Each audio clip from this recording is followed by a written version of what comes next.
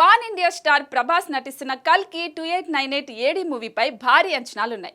అయితే ఈ cinema release date పై మాత్రం క్లారిటీ లేదు. సినిమా ఎప్పుడు రిలీజ్ కాబోతుందనేది ప్రస్తుతానికి సస్పెన్స్ లో ఉంది. CG work post production complete కాకపోవడం ఒకటైతే, ఎన్నికల నేపథ్యంలో మే 9 నుంచి కల్కి సినిమాని వాయిదా వేయబోతున్నారు.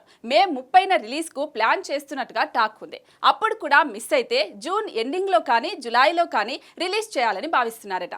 లేదంటే ఆ తర్వాత ఎప్పుడు వస్తుందో చెప్పలేం. ఇదిలా ఉంటే ఈ సినిమాకి సంబంధించి న్యూస్ ఒకటి వైరల్ అవుతోంది. దర్శకుడు నాగ్ అశ్విన్ ఈ సినిమా థియేటర్ లో రిలీజ్ కి ముందే అసలు కథ చెప్పబోతున్నాడట. ఈ మేరకు ఒక యానిమేషన్ వీడియో రూపొందించే ప్లాన్ లో ఉన్నాడట. కల్కి కథ ఆడియన్స్ కు ఈజీగా అర్థం కావడానికి ఒక యానిమేటెడ్ వర్షన్ రెడీ చేస్తున్నాడట.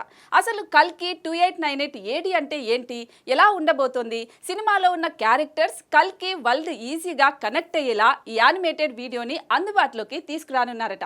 అంటే కల్కి పాత్రలు, కల్కి ప్రపంచంపై ముందే జనాలకు ఒక అవగాహన వచ్చేలా ప్లాన్ చేస్తున్నారన్నమాట. ఈ వీడియోని ఓటీటీలో విడుదల చేయనున్నారట.